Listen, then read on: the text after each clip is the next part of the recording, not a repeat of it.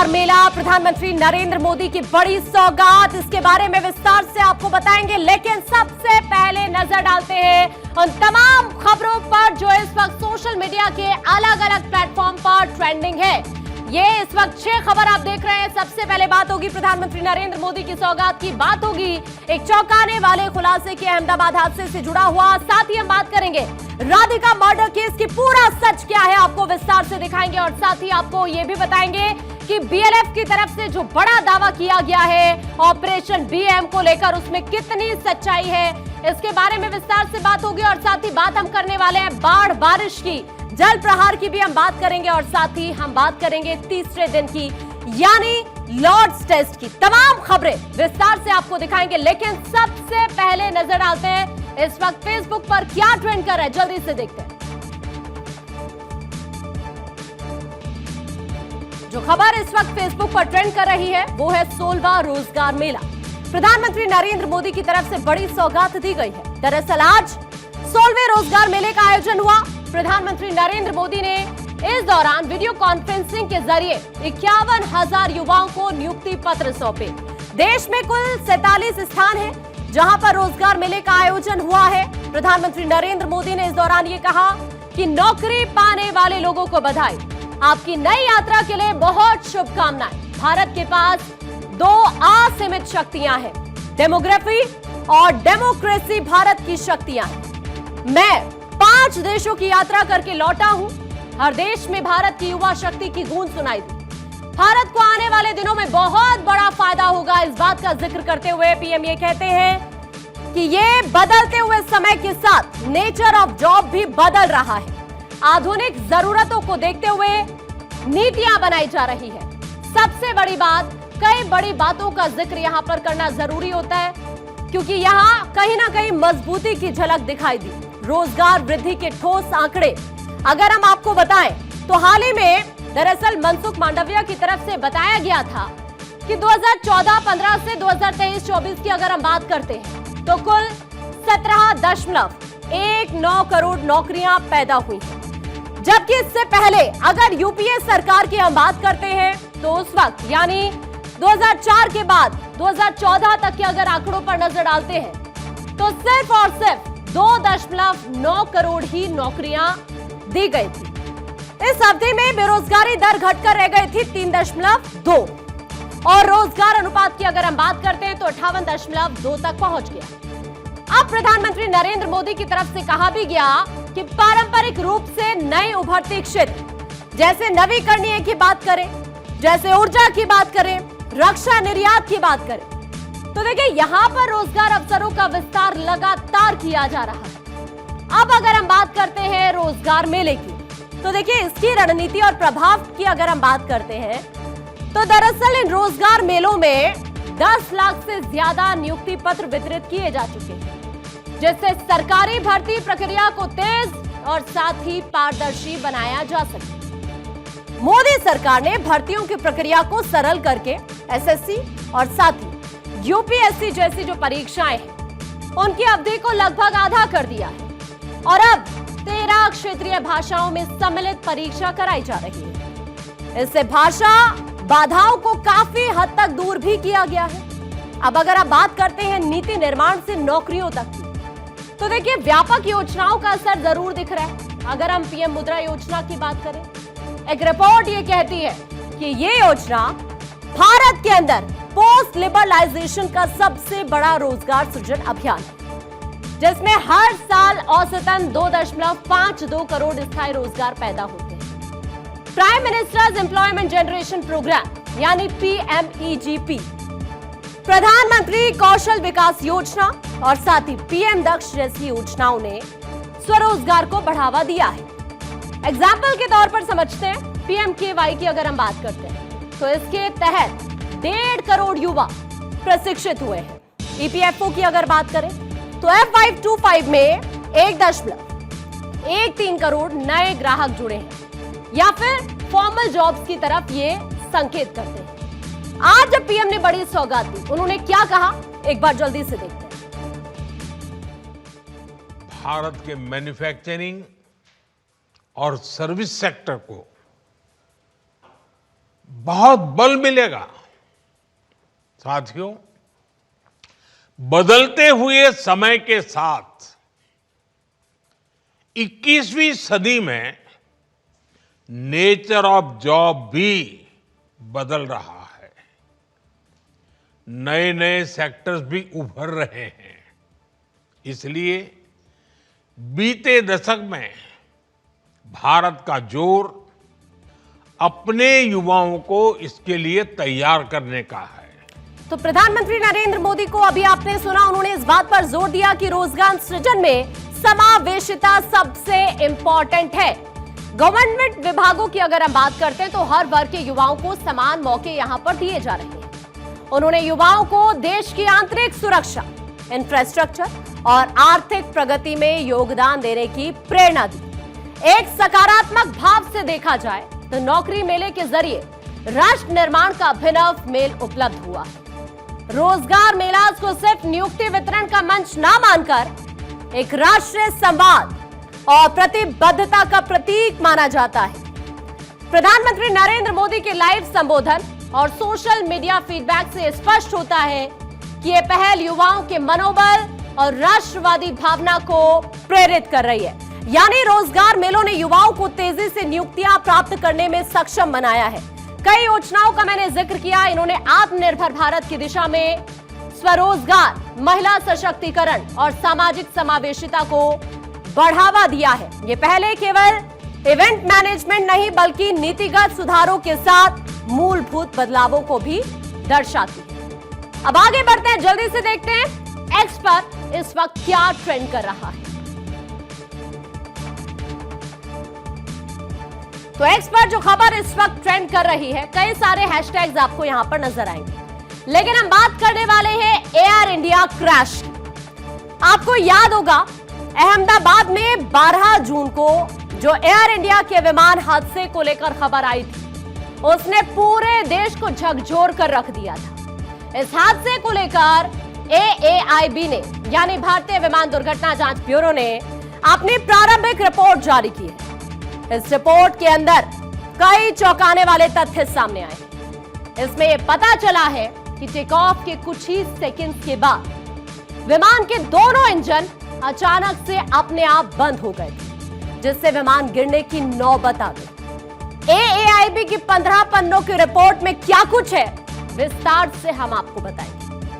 विमान ने दरअसल उड़ानों के तुरंत बाद ही, जैसे ही टेक ऑफ किया उसके तुरंत बाद इंजन 1 और इंजन 2 के फ्यूल कट ऑफ स्विच, जो इंजन को ईंधन भेजते हैं, दरअसल रन से कट ऑफ पोजीशन में चले गए, और वो भी सिर्फ 1 सेकंड के अंतराल पर। जैसे इंजनों में ईंधन आना बंद हो गया और दोनों इंजन के N1 और N2 रोटेशन स्पीड तेजी से गिरने लगी। रिपोर्ट में खुलासा हुआ है कि कॉकपिट वॉइस रिकॉर्डर में इंजन बंद होने को लेकर पायलट और को पायलट के बीच बातचीत भी हुई। रिपोर्ट के अकॉर्डिंग पायलट सुमित सभरवाल ने अपने को पायलट क्लाइव कुंदर से सवाल पूछा, तुमने इंजन फ्यूल क्यों बंद किया? इसके जवाब में को पायलट क्लाइव कुंदर ने कहा, मैंने कुछ नहीं किया। यह बातचीत इस हादसे की रहस्यमय प्रकृति को और ज्यादा गहरा करती है, क्योंकि दोनों पायलट्स ने इंजन बंद करने की बात से इनकार किया। ऐसे में यह एक संभावित तकनीकी खामी जरूर हो सकती है। हालांकि रिपोर्ट में यह कहा गया है कि अभी की जो जांच सामने आई है उसमें ऐसा कुछ नहीं मिला है जिससे बोइंग 7878 विमान या फिर उसके इंजन बनाने वाली कंपनी के लिए कोई भी चेतावनी जारी करनी पड़े। इंजन रिलाइट का प्रयास लेकिन आज सफल नजर आया। दरअसल रिपोर्ट के अकॉर्डिंग दोनों इंजन में रिलाइट की प्रोसेसिंग शुरू हुई। इंजन 1 कुछ हद तक रिकवर करने लग गया था, लेकिन इंजन 2 पूरी तरह से स्पीड रिकवर नहीं कर पाया और इसी दौरान एपीयू यानी auxiliary power unit auto start mode में एक्टिव हो गया, लेकिन वो भी विमान को स्थिर नहीं कर पाया। एयरपोर्ट की सीसीटीवी फुटेज की अगर हम जांच की बात करें तो इसके बाद यह सामने आया कि टेक ऑफ के तुरंत बाद ही विमान की रैम एयर टर्बाइन यानी आपातकालीन पंखा बाहर आ गया। आमतौर पर RAT तभी बाहर निकलता है जब विमान की बिजली सप्लाई में कोई प्रॉब्लम आ जाती है। इसका मतलब है कि इंजन बंद होने की वजह से विमान की मेन पावर सप्लाई भी प्रभावित हो गई थी। रैम एयर टरबाइन एक छोटा प्रोपेलर जैसा एक उपकरण होता है जो दोनों इंजन के बंद होने या फिर पावर सप्लाई बंद होने या फिर हाइड्रोलिक विफलता पर स्वचालित रूप से तैनात हो जाता है। अब आगे बढ़ेंगे, कुछ और खबरें जल्दी से देखेंगे और अब हम देखते हैं कि इंस्टाग्राम पर इस वक्त क्या ट्रेंड कर रहा है।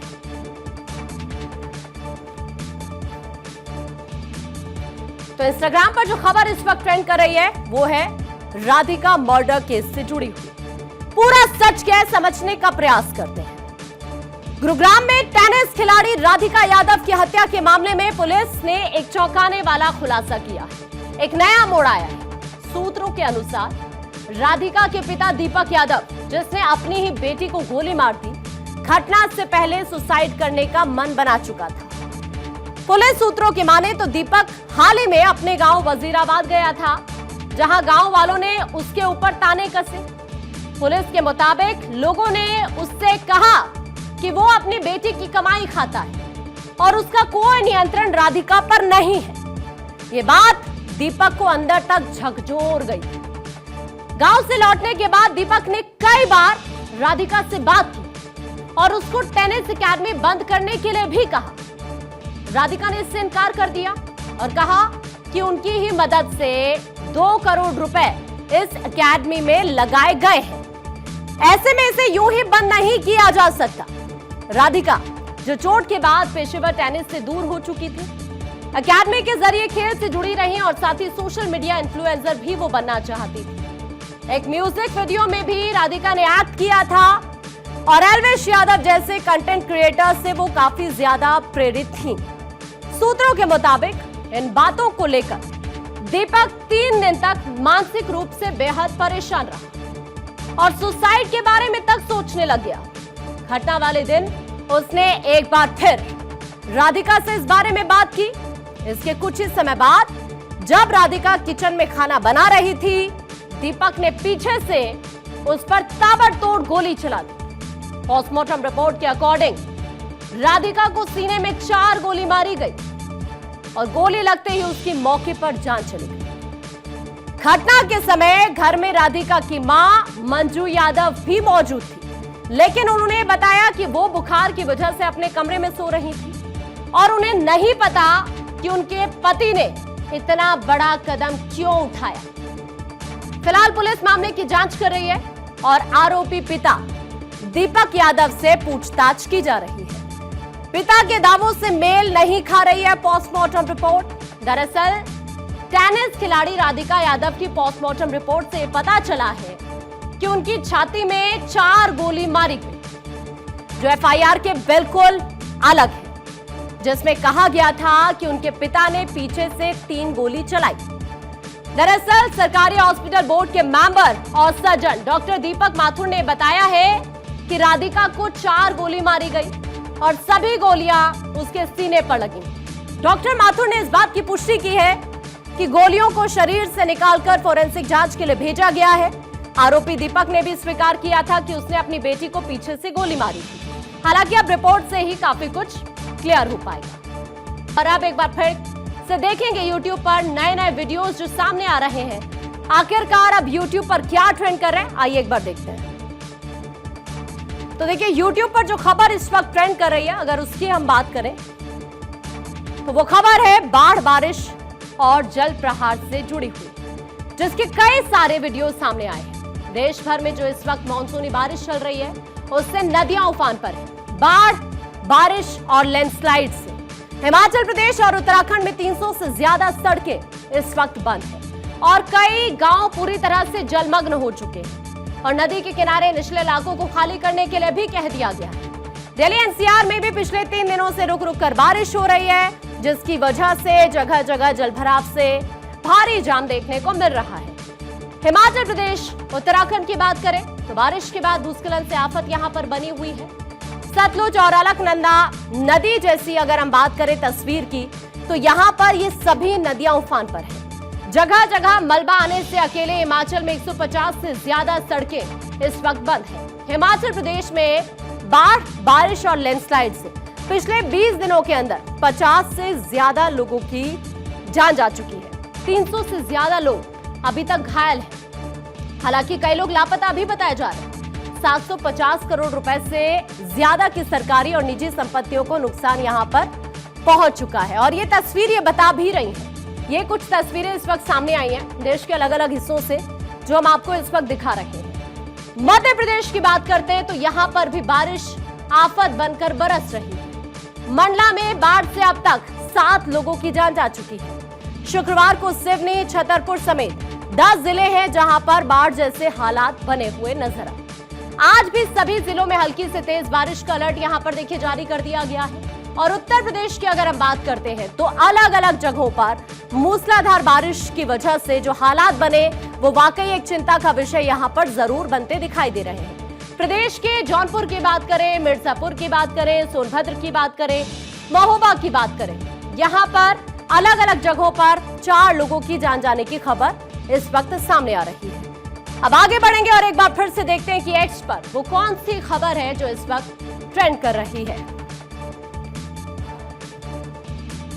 तो एक्स पर जो खबर ट्रेंड कर रही है, यहां पर सुपर किंग्स आपको नजर आएगा और बहुत सारे हैशटैग भी आपको नजर आएंगे। तो आइए सबसे पहले नजर अब इसी पर डाल लेते हैं क्योंकि ये क्रिकेट लवर्स के लिए खबर है। भारत और इंग्लैंड के बीच जो इस वक्त टेस्ट मैच खेला जा रहा है, तीसरे टेस्ट मैच की बात करेंगे और अभी तक शानदार खेल देखने को मिला है।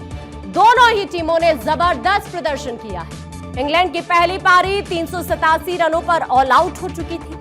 वहीं दूसरे दिन भारत ने 3 विकेट के नुकसान पर 145 रन बनाए। आज तीसरे दिन का खेल हालांकि होने वाला है। भारत अब तक इस मैच में अच्छी खासी स्थिति में रहा है। भले भारत को पहली पारी में शुरुआती झटके लगे हों, लेकिन केएल राहुल अर्धशतक लगाकर भारत की डगमगाती पारी को संभालने का काम करते नजर आए। दिन का खेल खत्म होने तक क्रीज पर केएल राहुल और ऋषभ पंत नॉट आउट थे और आज दोनों ही खिलाड़ियों से शानदार पारी की उम्मीद फिर से की जा रही है। केएल राहुल और ऋषभ पंत का इंग्लैंड के खिलाफ बेहद शानदार रिकॉर्ड है। ऐसे में दोनों ही खिलाड़ियों से उम्मीद रहेगी कि वो आज दिन भर का खेलकर भारत को इस मैच में आगे लेकर जाएंगे।